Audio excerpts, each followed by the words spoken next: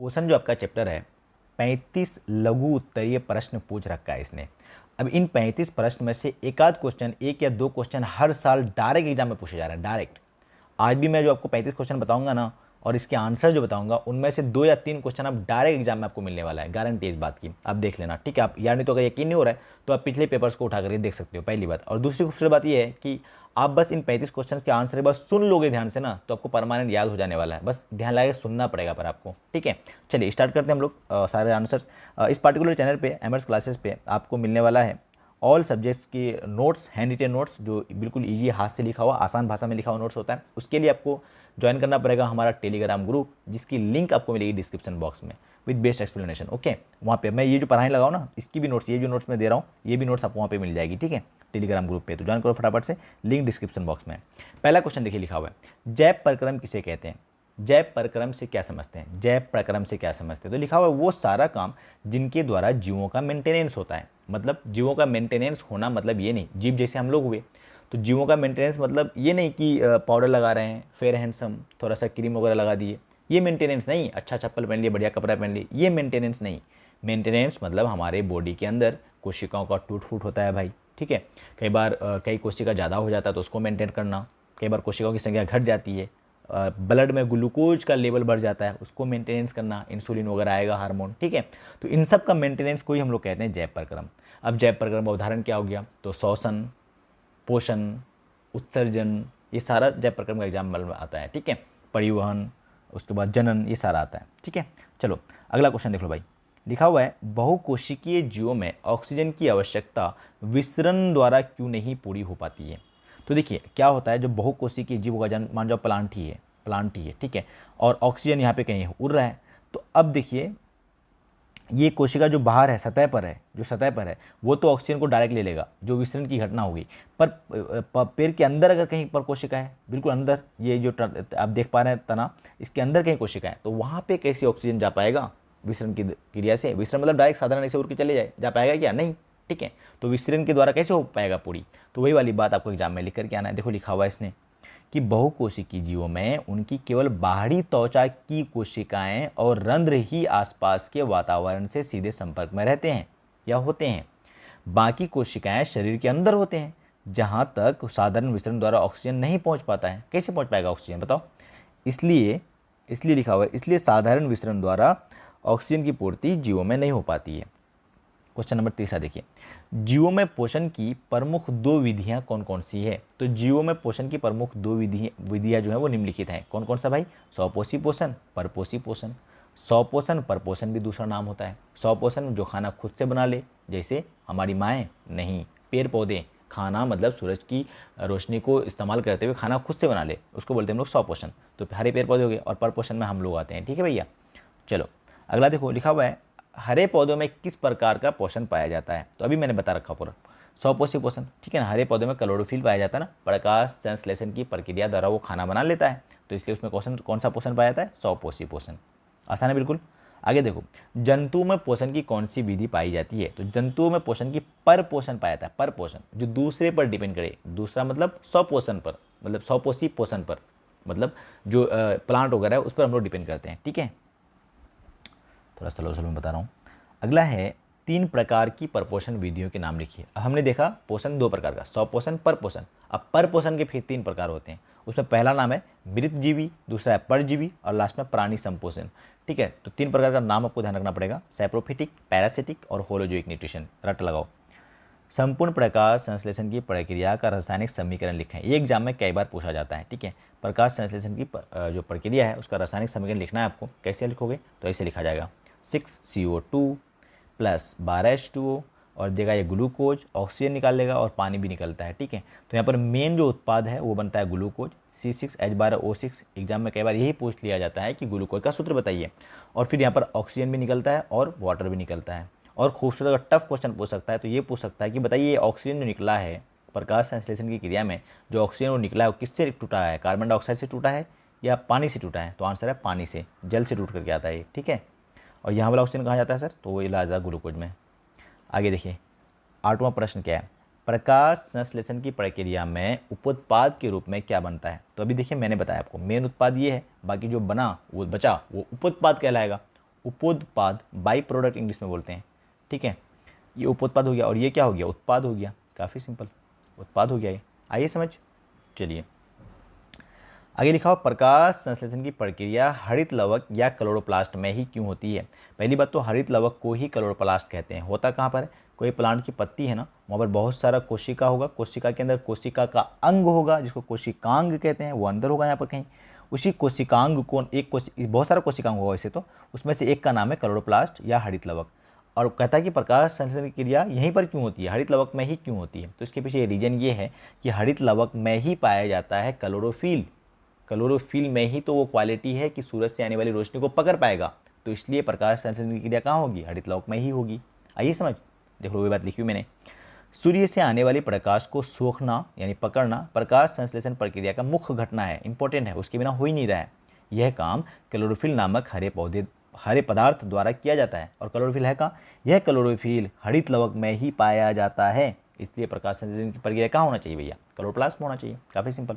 चलिए अगला देखिए, लिखा हुआ है प्रकाश संश्लेषण की प्रक्रिया किन किन बातों पर पदार्थों की आवश्यकता होती है। प्रकाश संश्लेषण की क्रिया जो होगी भाई, जो फोटोसिंथेसिस का प्रोसेस जो होगी, उसमें कौन कौन सी पदार्थ की आवश्यकता पड़ती है। तो 4 फैक्टर्स आपको याद रखने हैं, ये चारों बार बार एग्जाम में पूछा जाता है, 25 स्टार इसमें। तो पहला है सूर्य प्रकाश, क्लोरोफिल, जल, कार्बन डाइऑक्साइड। मुझे आशा ही नहीं, पूर्ण विश्वास है कि आपको ये याद भी होगा, ठीक है। प्रकाश संश्लेषण प्रक्रिया के लिए पौधे जो है कार्बन डाइऑक्साइड कहाँ से प्राप्त करते हैं, तो कार्बन डाइऑक्साइड ये लेते हैं आसपास के वातावरण से, ठीक है एकदम बात। चलिए अगला देख लीजिए फटाफट से, लिखा हुआ कवक एवं जीवाणु में प्रकाश संश्लेषण की प्रक्रिया क्यों नहीं होती है। तो प्रकाश संश्लेषण की प्रक्रिया होने के लिए किसी भी जीव में उसमें क्लोरोफिल का होना जरूरी है। क्लोरोफिल का होना जरूरी है। ये क्लोरोफिल तो सूरज से आने वाली प्रकाश को पकड़ेगा, पर कवक यानी फंजी में और जीवाणु मतलब बैक्टीरिया में, इस दोनों में ना क्लोरोफिल होता ही नहीं है। तो कैसे कर पाएगा भाई, वही बात लिखा हुआ देखो, कवक एवं जीवाणु में प्रकाश संश्लेषण की प्रक्रिया नहीं हो पाती है क्योंकि प्रकाश संश्लेषी वर्णक जिसका नाम है क्लोरोफिल वो होता ही नहीं उसमें, ठीक है। चलिए अगला देखिए, पोषण की दृष्टि से अमीबा तथा पैरामीशियम किस प्रकार का जंतु है। तो याद रखिए अमीबा और पैरामीशियम है प्राणी संपोषी। अमीबा पैरामीशियम काफ़ी इंपॉर्टेंट, प्राणी संपोषी होता है। और हम लोग मनुष्य फिर कैसा है, तो मनुष्य भी है प्राणी संपोषी। हम लोग जिस प्रकार से खाते हैं 5 स्टेप होता है। सबसे पहले हम लोग खाना को खा लेते हैं मुंह में अपना, तो उसको मतलब इंजेशन, फिर उसका करते हैं डाइजेशन, फिर उसका क्या करते हैं भाई एब्जॉर्प्शन, फिर एसिमिलेशन और फिर इजेशन। ये 5 स्टेप होता है, ठीक है। इंजेशन, डाइजेशन, एब्जॉर्प्शन और एसिमिलेशन एंड देन इजेशन मतलब बाहर करना। खैर ठीक है, आगे देखो उसका अगर आपको स्टेप याद नहीं तो कोई दिक्कत नहीं। मनुष्य का आहार नाल कौन कौन से मुख्य भागों में बटा होता है। तो मनुष्य का आहार नाल जो है वो निम्नलिखित मुख्य भागों में बटा होता है। सबसे पहले हमारा मुख गुहा जहाँ पे दांत जीवा वगैरह है, फिर उसके बाद चले जाता है ग्रास नली, बड़ी सी नली, ठीक है, आपके गला होता हुआ गया है। फिर आगे है अमाशय जहाँ पे खाना बना जमा रहता है, ये अमाशय 4 से 5 घंटा के लिए HCl वगैरह निकलता है, ठीक है। अगला है छोटी आंत, फिर लास्ट में बड़ी आंत, खत्म हो गया। ग्रसनी में स्थित 2 छिद्रों के नाम लिखिए। ग्रसनी कौन सा होता है आपको पता होना चाहिए। ग्रसनी देखिए थोड़ा बढ़िया से बना देता हूँ मैं, बढ़िया से बनेगा नहीं पर यहाँ कलम नहीं है ड्राइंग का, ठीक है। तो ये होता है, देखो ये हमारा मुख गुहा खाली जगह और यहाँ पे होता है 2 छिद्र, ठीक है। ये वाला रीजन को ही कहते हैं ग्रसनी। लाल से मैं समझाता हूँ आपको, ये वाला एरिया को कहते हैं ग्रसनी, ठीक है। ग्रसनी में कितना छिद्र है, 2, एक ये।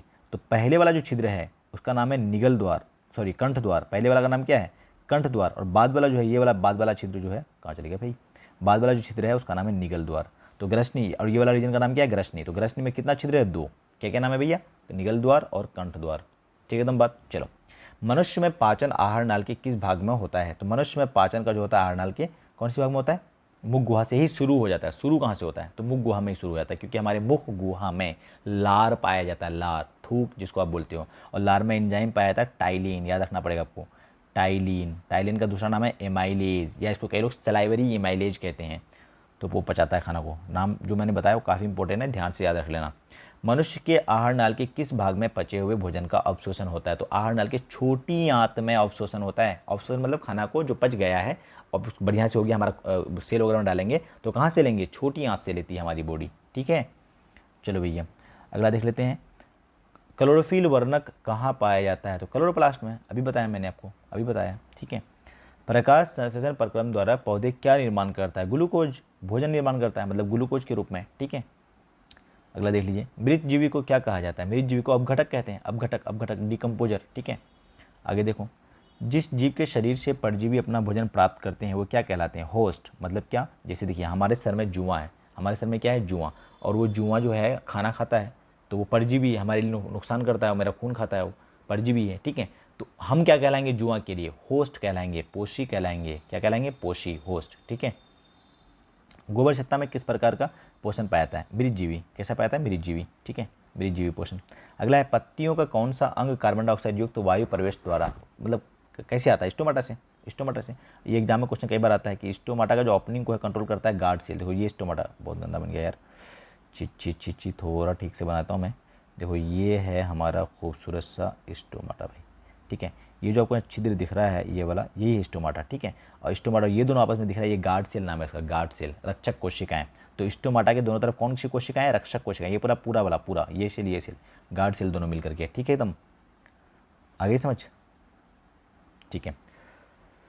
अगला है पोषण की दृष्टि से जंतुओं को क्या कहते हैं? तो हम लोग परपोषी हो गए ना, परपोषी कहते हैं। क्या दिक्कत है इसमें? क्या दिक्कत है बताओ।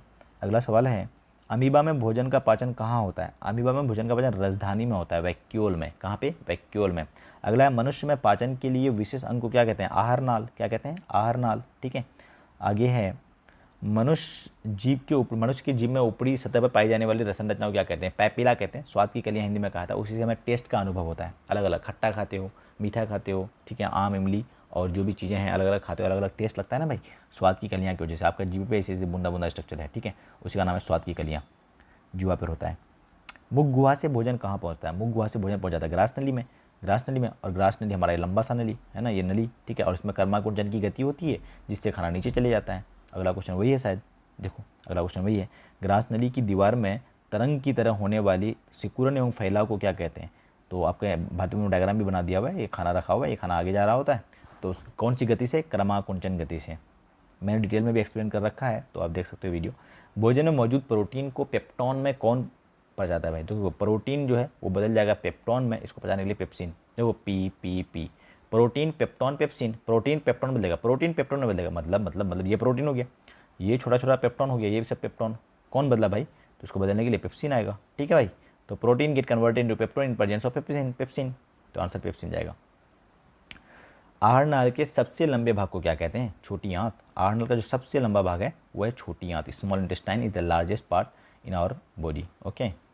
डाइजेशन प्रोसेस में शरीर की सबसे बड़ी ग्रंथि का नाम यकृत है, लीवर कहते हैं इसको। क्या कहते हैं? लीवर। लीवर बहुत ही खूबसूरत ऑर्गन है और ये निकालता बाइल है, जिसको हम लोग बोलते हैं, दो लोब होता है इसमें, दो लोब, ठीक है, दो लोब, बाइलोब स्ट्रक्चर होता है, ठीक है। बहुत गलत स्ट्रक्चर बना दिया मैंने, अभी भी कोई खास नहीं बना। यहाँ पे दो लोब होता है, ठीक है, एक लोब इधर, एक राइट लोब और ये लेफ्ट लोब, और निकालता है बाइल है, बाइल, पित्त जिसको बोलते हैं, और जमा रखता है गॉल ब्लाडर में, पित्त की थैली, ठीक है। चलो भैया, उसी में स्टोन होता है। पाचन की क्रिया कहाँ पूर्ण होती है? पाचन की क्रिया होती है पूर्ण छोटी आंत में। पाचन कंप्लीट छोटी आंत में। कुछ समझ में नहीं आए, डायजेशन का क्वेश्चन आएगा तो छोटी आंत मार के आ जाना, 90% को आंसर सही जाएगा। छोटी आंत और बड़ी आंत के जोड़ पर जो स्ट्रक्चर रहता है उसको सीकम कहते हैं। तो ये छोटी आंत जहाँ के ख़त्म होता है, ये बड़ी आंत यहाँ से स्टार्ट होगा, और इसी दोनों के जोड़ पे एक स्ट्रक्चर पाया जाता है जिसको हम लोग सीकम कहते हैं। क्या कहते हैं? सीकम, ठीक है। यहाँ पर बहुत सारा बैक्टीरिया पाया जाता है सीकम के अंदर, और यहाँ उंगली जैसा एक संरचना पाया जाता है जिसका नाम होता है वर्मीफॉर्म अपेंडिक्स, ठीक है। अवशोषी अंग है, अपेंडिक्स भी कहते हैं इसको, अवशोषी अंग यूज नहीं होता है। लास्ट क्वेश्चन देख लीजिए। अब अपचा भोजन जो है अस्थायी तौर पर कहाँ संचित रहता है? तो वो रेक्टम में संचित रहता है, रेक्टम में, ठीक है। हो गया खत्म भाई। तो ये 35 क्वेश्चन अब बढ़िया से कर लो तैयार, है ना। नोट्स आपको मिल जाएगी, टेलीग्राम ग्रुप ज्वाइन कर लिया होगा आपने। लाइक शेयर सब्सक्राइब करना मत भूलिए, ठीक है। Bye bye, see you, take care.